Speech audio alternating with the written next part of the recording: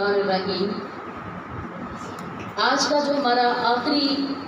قرآنی سفر ہے وہ سورہ فلق اور ناس دونوں ہم اکٹھی بیان کریں گے، جنہیں معوذتین بھی کہا جاتا ہے۔ ایمان والیوں، فلق کے معنی ہے صبح کے پروردگار اور ناس کے معنی ہے لوگ۔ ایمان والیوں، پہلی سورہ الفلق 1 رکوع 5 آیتوں 23 کلموں اور 74 حروف پر مشتمل ہے، اور دوسری سورہ الناس 1 رکوع 6 آیات 20 کلمے اور 79 حروف پر مشتمل ہے۔ ایمان والیوں، 7 ہجری کو جب ایک یہودی لبید بن عاصم نے نبی صلی اللہ علیہ وآلہ وسلم پر جادو کیا، یہ اس کے حوالے سے ہمیں سورہ فلق اور ناس بتا رہی ہے کہ جب آپ صلی اللہ علیہ وآلہ وسلم پر جادو کیا تو 6 ماہ گزرنے کے بعد معمولی اثر ظاہر ہونے لگا۔ 40 دن تک زیادہ تکلیف کے تھے، 40 دن زیادہ تکلیف کے تھے، ان میں سے بھی جو آخری 3 دن تکلیف تھی وہ اپنے انتہا کو پہنچ گئی۔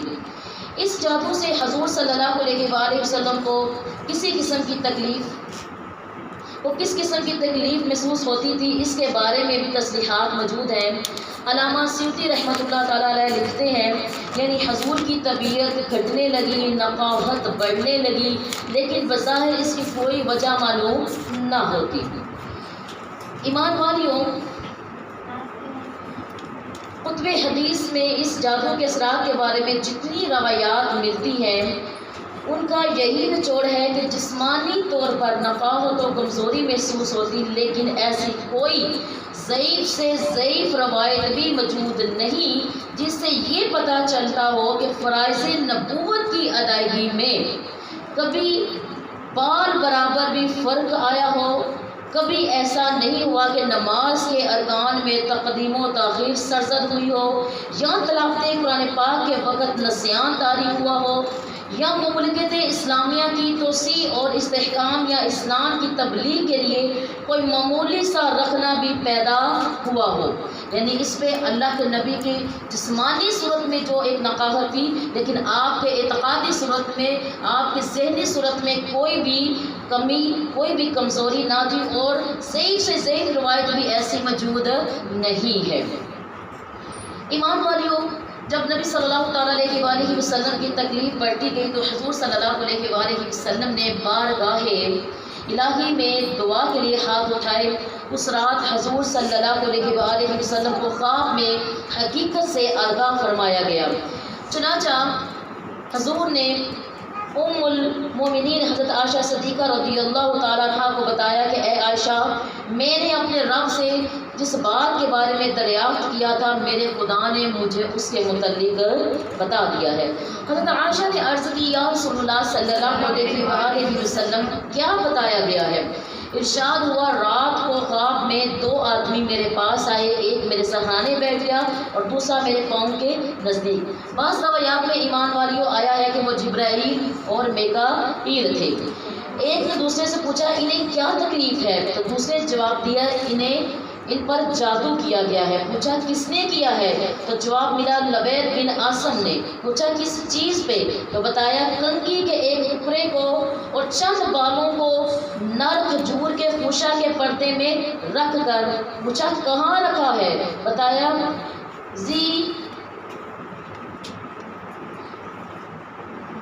بتایا کہ ضرور یا زی اروان کے کنویں کی تہہ میں ایک پتھر کے نیچے۔ پوچھا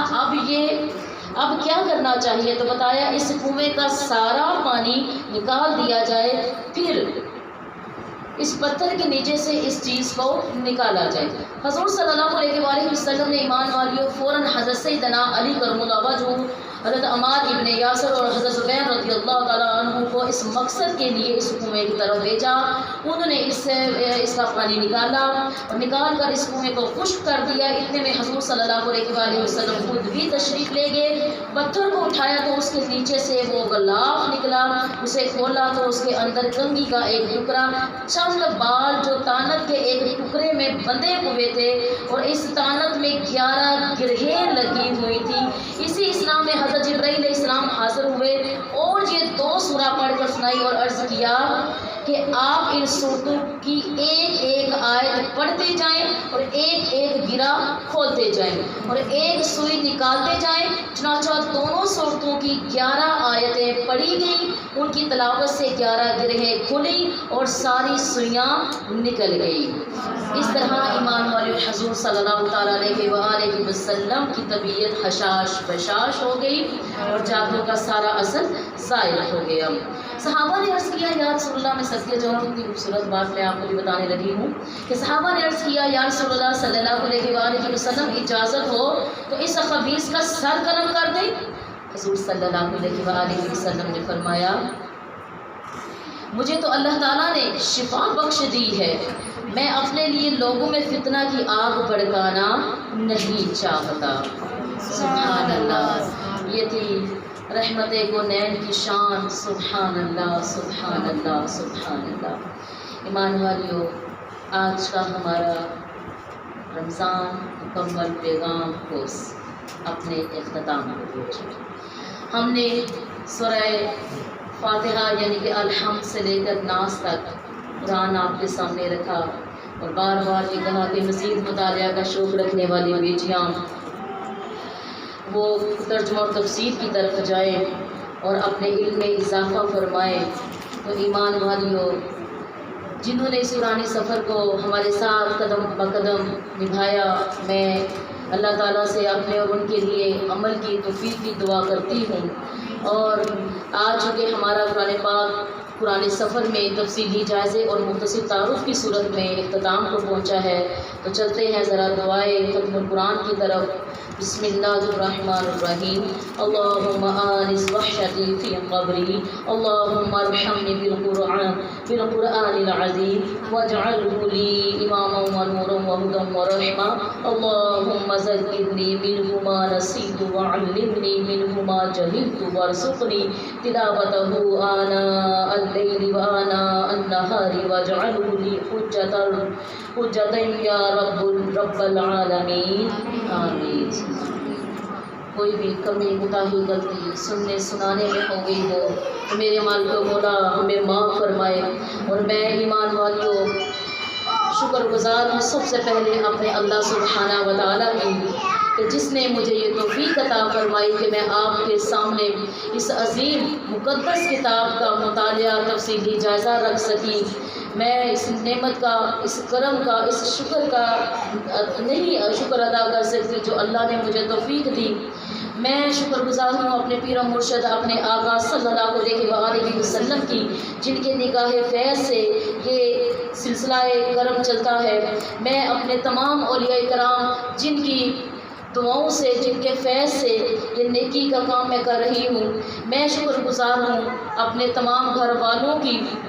جنہوں نے دعا کی صورت میں میرے ساتھ اپنے سفر کو رکھا اور ہر معاملے میں جو میرے ساتھ میں ہوتے ہیں۔ میں شکر گزار ہوں اپنے میاں صاحب کی، جن کے عظیم تعاون کی وجہ سے اکثر میں آپ کو جو حدیث سنایا کرتی ہوں وہ میرے میاں صاحب مجھے بھیجتے تھے تو میں وہ آپ تک پہنچایا کرتی تھی، کہ جنہوں نے مجھے اس دین کے کام میں مدد کی۔ اور آپ دیکھتے ہیں کہ ہمیشہ انہوں نے بے لوث طریقے سے، میری پورا خاندان، میری اپنی پوری فیملی دین کی خدمت کے لیے بے لوث اور فی سبیل اللہ جذبے سے ہمیشہ ہمارے ساتھ رہی، میرے ساتھ رہی، اس ادارے کے ساتھ رہی۔ اور آپ یہ پیچھے بھی جتنا کلرفل کام سینری دیکھ رہے ہیں، یہ بھی الحمدللہ میرے شوہر عظیم کی ایک نیکی کی جو کاوش تھی اس صورت میں آپ نے دیکھی۔ میں شکر گزار ہوں اپنی تمام طالبات کی جنہوں نے اپنے گھروں کو چھوڑ کر اپنے اکیڈمی، قرآن اکیڈمی کے معاملات کو، اپنے جامعہ کے معاملات کو پرائرٹی دیتے ہوئے میرے ساتھ رہی سفر میں۔ میں شکر گزار ہوں اپنی تمام کمیٹی ممبران کی جن کے تعاون، ہر قسم کے تعاون سے ہمارا سلسلہ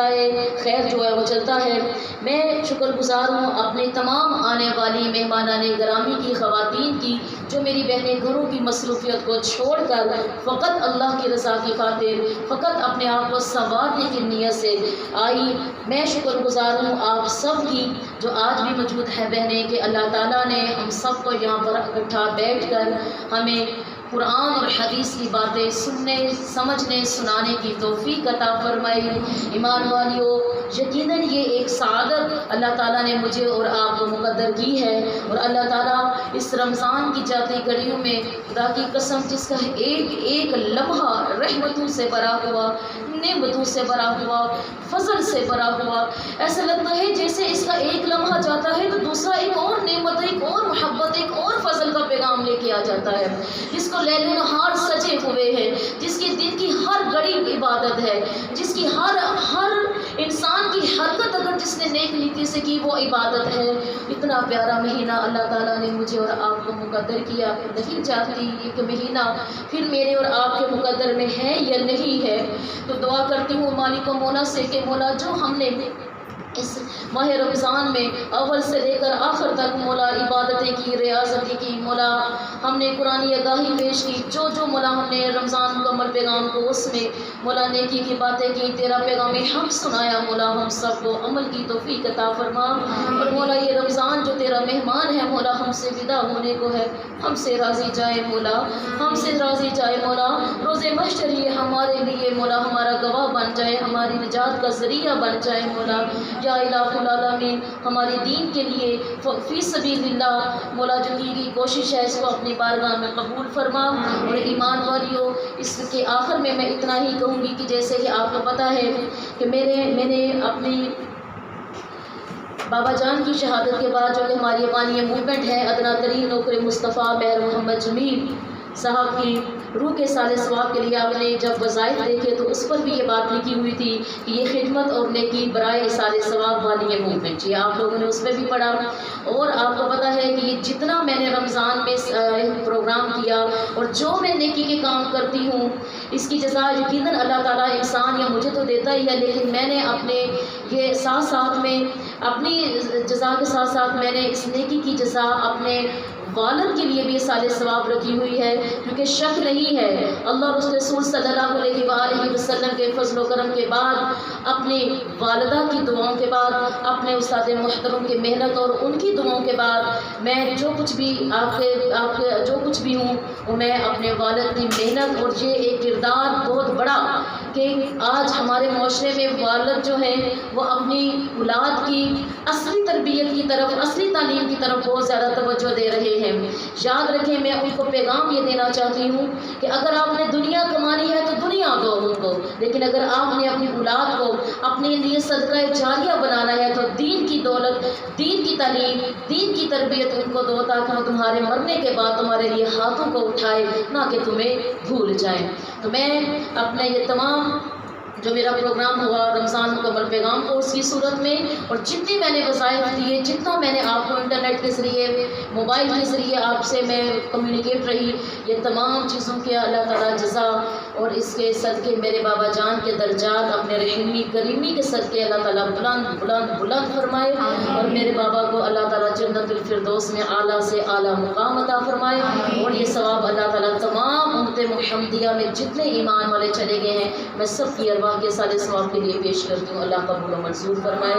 والسلام فی امان اللہ، اپنی دعاؤں میں بہت زیادہ یاد رکھیے گا، اللہ تعالیٰ ہمارے ان خیر کے کاموں میں اپنی بارگاہ میں قبول فرمائے۔ السلام علیکم ورحمۃ اللہ وبرکاتہ۔ وعلیکم السلام ورحمۃ اللہ وبرکاتہ۔